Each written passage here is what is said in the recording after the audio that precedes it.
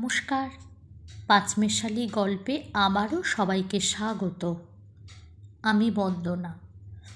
আজ আমি পাঠ করে শোনাব প্রেমেন্দ্র মিত্রের লেখা একটি ছোট গল্প, নিরুদ্দেশ। ৫,০০০ টাকা পুরস্কার। ৫০০, ৭০০ নয়, একেবারে ৫,০০০। ব্রজবিনোদবাবুর চোখে আর ঘুম নেই। ঘুম যদি আসে তাহলে ৫,০০০ ঝকঝকে কড়কড়ে টাকা ছাড়া আর কিছুরই স্বপ্ন নেই।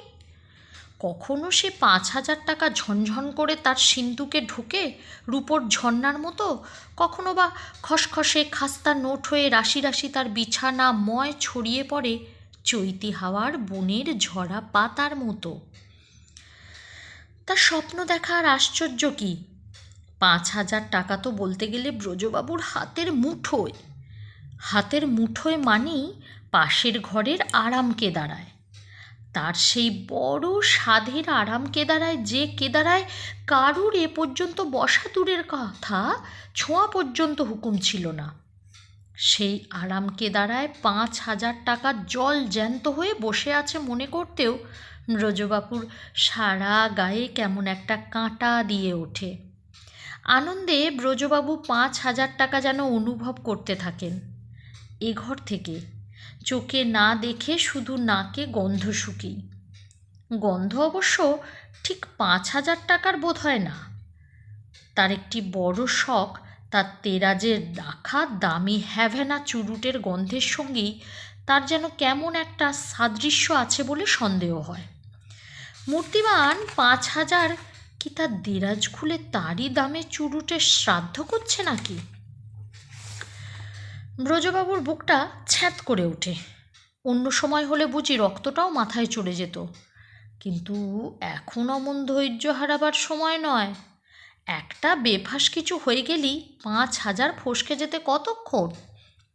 তবু চুরুটের ব্যাপারটার একটু তদন্ত না করলে মন মানে না।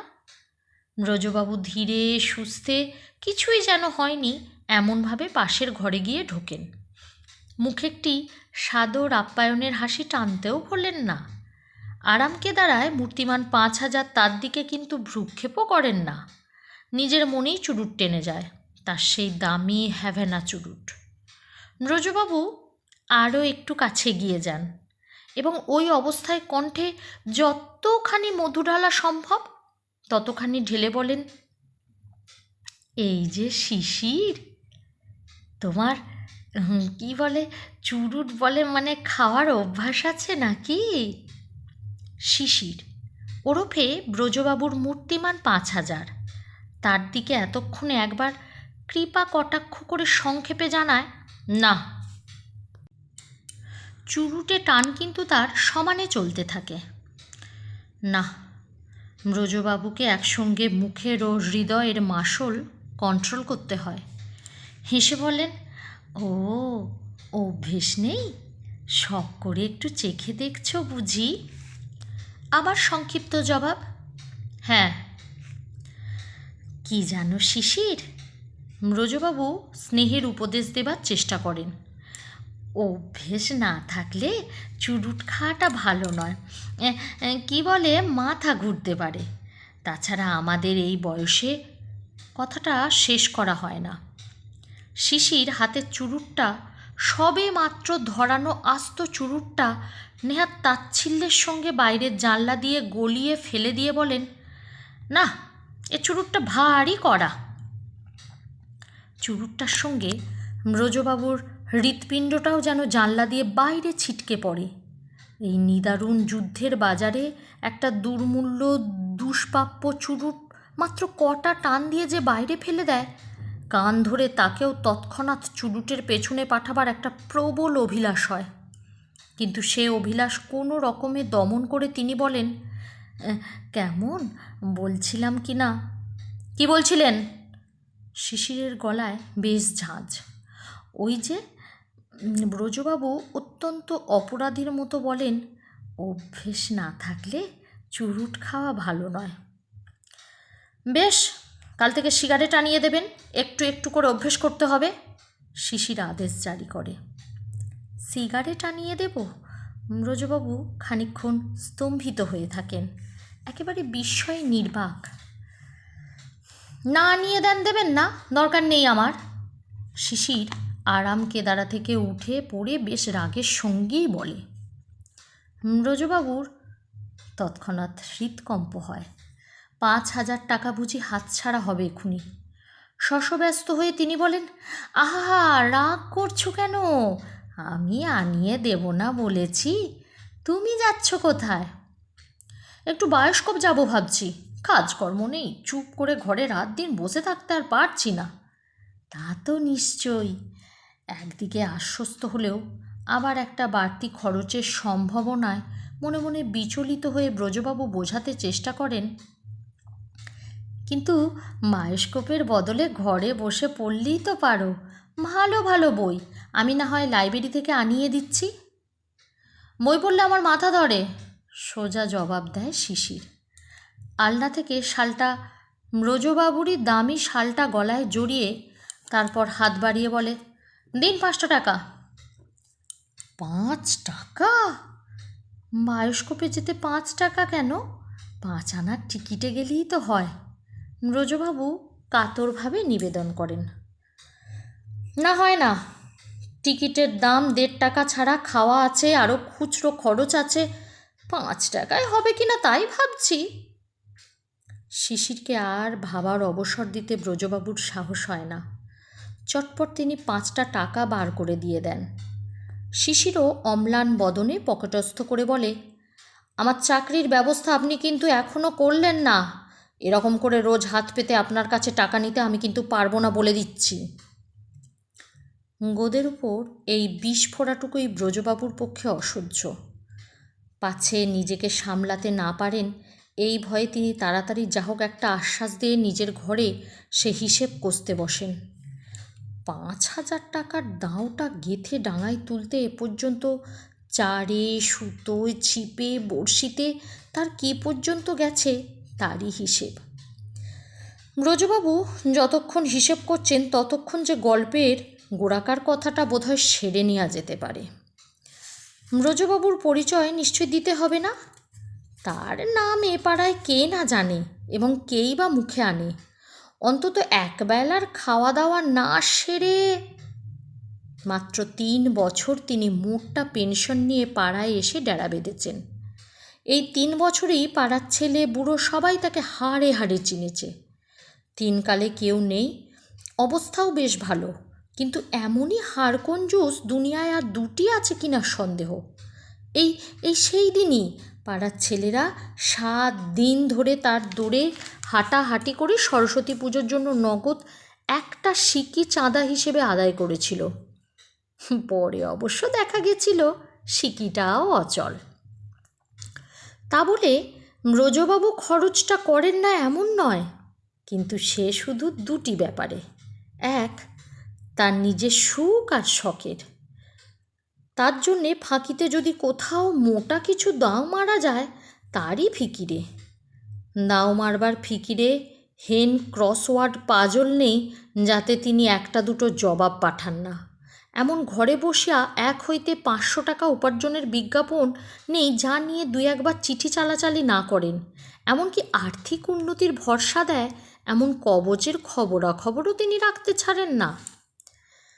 কিন্তু এই 2টি ব্যাপার ছাড়া পরস্পৈপদী হবার সুযোগ পেলে বাজে খরচের ধার দিয়ে তিনি যান না। পাড়ার ভুবনবাবুর বাড়িতে সকালে চাটা ভালোই হয়, টোস্টও থাকে বুঝি সঙ্গে। ব্রজবাবুর তাই সকালে একবার ভুবনবাবুর সঙ্গে দেখা না করলে দিনটাই খারাপ যায়। বিকেলে ভবতোষবাবুর বাড়ি তিনি নিত্য অতিথি। সেখানে একটু রাজনীতি আলোচনা না করলে তার নাকি ঘুমই হয় না। বলা বাহুল্য জলখাবারটা সেখানেই সারেন। সূর্যবাবুর বাড়ির পেছনে ছোট্ট একটা বাগান আছে, প্রায়ই সেখানে ব্রজবাবুর পায়ের ধুলো দিয়ে আসেন। কচি ঢ্যাঁড়সটা বা পাকা পেঁপেটা, মূলোটা, বেগুনটা, শসাটা তারিফ করতে।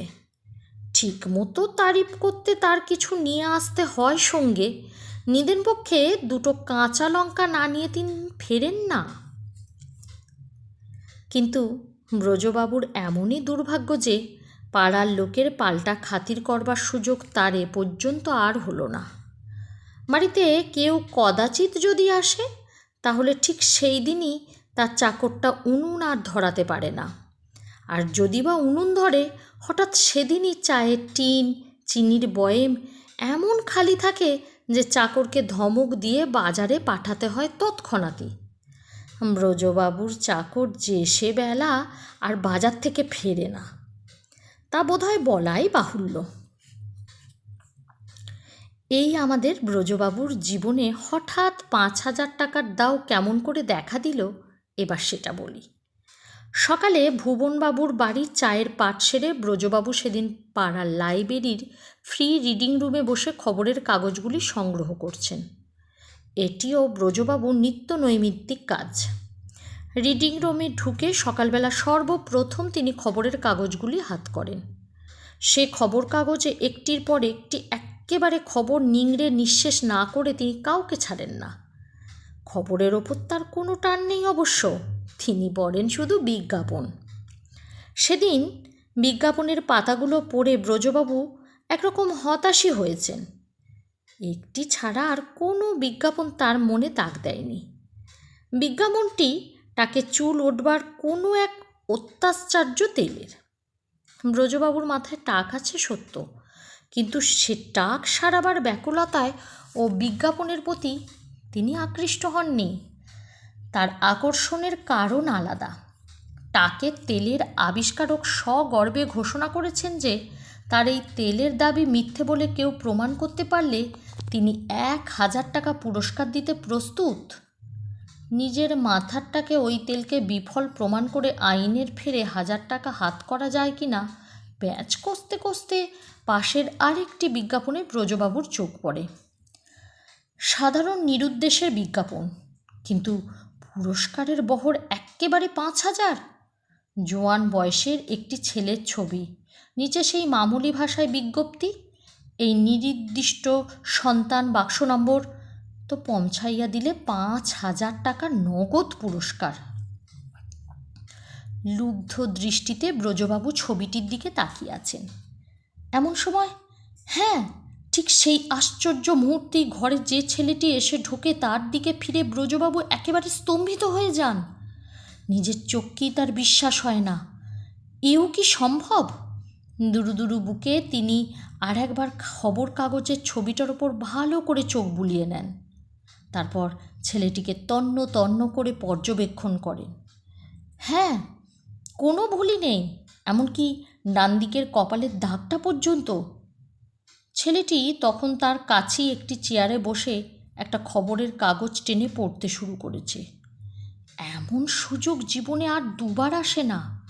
ব্রজবাবু আর দ্বিধা না করে পাশে সরে যান। একটু ইতস্তত করে ব্রজবাবু যথাসম্ভব মধুর কণ্ঠে আলাপ শুরু করেন।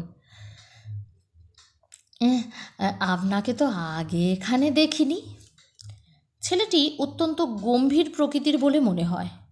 ব্রজবাবুর দিকে না তাকিয়ে সে বলে, আমিও আপনাকে দেখিনি।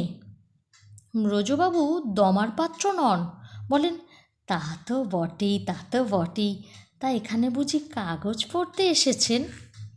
জবাব আসে, না, চাকরির বিজ্ঞাপন দেখতে। চাকরি? আপনি চাকরি খুঁজছেন নাকি?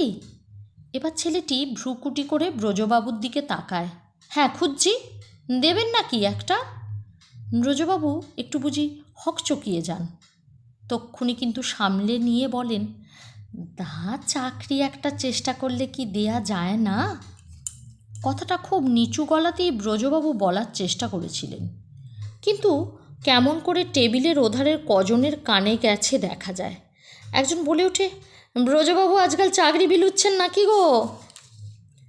পাড়ার চাঁদা চাওয়া এই ফাজিল ছেলেগুলোকে ব্রজবাবু দু চক্ষে দেখতে পারেন না, কিন্তু এখন বাজে ঝগড়ায় সময় নষ্ট করা চলে না। না না, এই বলছিলাম বলে একটু হেসে সে প্রসঙ্গে দাড়ি টেনে ব্রজবাবু আবারও তার নতুন শিকারের প্রতি মনোযোগ দেন। তা থাকেন কোথায় আপনি? কোথাও না, যখন যেখানে সুবিধে হয়। ব্রজবাবুর নাড়িটা ডবল কদমে চলতে শুরু করে। সহানুভূতিতে একেবারে গলে গিয়ে তিনি বলেন, জানাশোনা কেউ নেই বুঝি এখানে? ভারী দুঃখের কথা, ভারী দুঃখের কথা। চাঁদা চাওয়া ফাজিল ছেলেদের একজন বলে ওঠে, অত যদি দুঃখ তাহলে ভদ্রলোককে আপনার বাড়িতেই জায়গা দিন না দুদিন। ফাজিল ছেলেটাকে এবার ব্রজবাবুর আশীর্বাদ করতে ইচ্ছে হয়। কথাটা একেবারে লুফে নিয়ে তিনি বলেন, তা কি আর দিতে পারি না? বিপদের দিনে লোককে যদি জায়গা দিতে না পারলাম তো বাড়িঘর আছে কি জন্যে? খানিকক্ষণ সমস্ত ঘর একেবারে স্তব্ধ, স্তম্ভিত। দেয়ালের টিকটিকিটার নাকের কাজ দিয়ে একটা সুপুষ্ট মাছি অকুতভয়ে হেঁটে চলে যায়। সে অস্বাভাবিক স্তব্ধতায় নিজেই একটু সলজ্জ হাস্যে বিচ্ছিন্ন করে ব্রজবাবু বলেন, কিন্তু উনি কি আর তা থাকবেন? সুবিধে হলেই থাকতে পারি, ছেলেটি তাচ্ছিল্যভাবে জানায়। কিন্তু ব্রজবাবু হাতে স্বর্গ পান। সেই সকাল থেকেই 5,000 টাকার সেই রত্ন অর্থাৎ শিশির ব্রজবাবুর বাড়িতে অধিষ্ঠিত। ব্রজবাবু শিশিরকে বাড়িতে তুলি খবর কাগজের বক্স নম্বরের ঠিকানায় চিঠি পাঠিয়ে দিয়েছেন। এক মুহূর্ত বিলম্ব করেননি। 5,000 টাকা সিন্ধুকে তুলতে আর কতক্ষণই বা বাকি? কিন্তু সেই ততক্ষণে শিশিরকে ধরে রাখা এমন সমস্যা হবে কে জানত? সকালবেলা খেতে বসেই শিশির গোলমাল শুরু করেছে। ছো, এরকম চাল খাওয়া যায় নাকি? আর ঘি, ঘি কোথায়? ব্রজবাবু সংকুচিতভাবে বোঝাতে চেষ্টা করেছেন যে বাজারের সব ঘি ভেজাল, সেই ভয়েই তিনি ঘি খাওয়া ছেড়ে দিয়েছেন। বেশ তো, মাখন গলিয়ে নিলেই পারেন, ঘি নইলে আমার খাওয়া হয় না, অম্লান বদনে বলেছে শিশির। তারপর এক এক করে সব রান্নারই খুঁত ধরে জানিয়ে দিয়েছেন যে মাছ, মাংস, তরি তরকারির দুবেলা তার ভালো মতো চাই, নইলে সেখানে থাকতে পারবে না। তবে হ্যাঁ, রাত্রে লুচির সঙ্গে রাবড়ির বদলে ভালো কাঁচা গোল্লা হলে তেমন কিছু আপত্তি নেই। 5,000-এর খাতিরে ব্রজবাবুকে তার সব বন্দোবস্তই করতে হয়েছে। কিন্তু তাতেও রেহাই আছে কি? এক এক করে শিশিরের বায়না মেটাতে মেটাতে নিজের শোবার ঘরে আসবাবপত্র বিছানা ছেড়ে ব্রজবাবু পাশের এই ছোট্ট কুটুরিতে এসে উঠেছেন। যা কিছু তার ব্যবহারযোগ্য কাপড় চাদর সে সবে তার নিজের অধিকার আর নেই। শিশিরই ইচ্ছে মতো তার সদ্ব্যবহার করে। নেহাত জামাটা জুতোটা মাপে মেলে না বলেই বোধহয় ছোঁয় না। এর ওপর রোজ তার হাত খরচা আছে, বায়োস্কোপ, থিয়েটার যেতে, এটা সেটা কিনতে। ব্রজবাবু একবার একটু আপত্তি জানিয়েছেন কি তৎক্ষণাৎ সে বাড়ি ছেড়ে যেতে প্রস্তুত। কাজী ব্রজবাবু নিঃশব্দেই সব হজম করে যান। এমনকি শিশিরের মন ডাকতে তার পুরনো অফিসে গিয়ে একদিন তিনি শিশিরের চাকরির জন্য সুপারিশ পর্যন্ত করে এসেছেন। মনে মনে গুমড়ে ব্রজবাবু শুধু দিন গোনেন চিঠির উত্তরটা আসার অপেক্ষায়। একবার পুরস্কারটা হাতের মুঠোয় এলেই হয়, কিন্তু উত্তরটা আসতে যেন বড্ড দেরি হয়ে যাচ্ছে। নিরুদ্দেষ্ট ছেলের জন্য অমন ব্যাকুল বিজ্ঞাপন যারা দেয় তাদের জবাবটা আরও একটু চটপট আসা উচিত ছিল কি না? ব্রজবাবুর হিসেব ইতিমধ্যেই শেষ হয়েছে। হক দেখা যায় খাই খরচা এমনকি চুরুটের দামটাও ধরে শিশিরের জন্য এ পর্যন্ত খরচা হয়েছে 173 টাকা 13 আনা।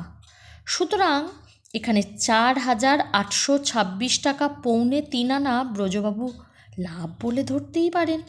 কিন্তু শিশিরকে আর কিছু দিন এমন করে রাজার হালে রাখতে হলে সে লাভ কোথায় গিয়ে দাঁড়াবে ভেবে ব্রজবাবু একটু বিচলিত হয়ে পড়েন। না, আর একটা চিঠি বক্স নম্বরের ঠিকানায় না পাঠালেই নয়। এমনও তো হতে পারে যে তার আগের চিঠির ঠিক জায়গায় পৌঁছায়নি। ব্রজবাবু সন্তর্পণে তার নিজের আপাতত অবশ্য শিশিরের ঘরের দিকে পা বাড়ান। শিশিরের আবার আজকাল এ ঘরে তার যখন তখন আসা পছন্দ হয় না, তাই এত সাবধানতা। ব্রজবাবু সবে টেবিলে গিয়ে বসেছেন, এমন সময়ই বাইরে শিশিরের সাড়া পাওয়া যায়। তাড়াতাড়ি সরে পড়বার আগেই শিশির সিজ দিতে দিতে ঘরে ঢুকে উৎফুল্লভাবে বলে, ধন্যবাদ ব্রজবাবু, ধন্যবাদ। ব্রজবাবু বেশ একটু বিমূঢ় হয়ে পড়েন। শিশিরের এ চেহারা তার কাছে একেবারে নূতন। অবাক হয়ে তিনি জিজ্ঞাসা করেন, তুমি তুমি মানে ফিরে এলে যে এত তাড়াতাড়ি? একটা চিঠি ব্রজবাবুর নাকের সামনে দুবার নেড়ে শিশির বলে, না, এত বড় সুখবরটা পেয়ে আর বায়োস্কোপে যেতে ইচ্ছা হলো না। সুখবর? চিঠিটার দিকে চেয়ে ব্রজবাবুর বুকটা আশায় দুলে ওঠে। হাত বাড়িয়ে চিঠিটা ছিনিয়ে নেবার প্রবল বাসনাটা দমন করে তিনি বলেন, সুখবর? কিসের সুখবর? এই যে দেখুন না। ব্রজবাবুর সামনে চিঠিটা ফেলে দিয়ে শিশির বলে, এই মাত্র পিয়ন দিয়ে গেল। যাক, চাকরিটা পাওয়ার জন্যে আপনাকে আগেই কৃতজ্ঞতা জানানো উচিত। চাকরি? ও, তুমি চাকরি পেয়েছো বুঝি? হতাশভাবে জিজ্ঞাসা করেন ব্রজবাবু।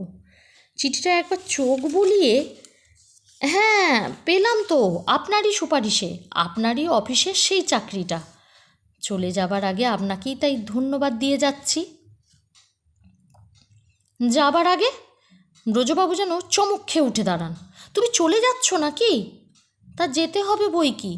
ভাবছি যখন চাকরি পেয়েই গেলাম তখন মামার বাড়িতে গিয়েই উঠি। আর মামার বাড়ি যখন এত কাছে। এত কাছে তোমার মামার বাড়ি?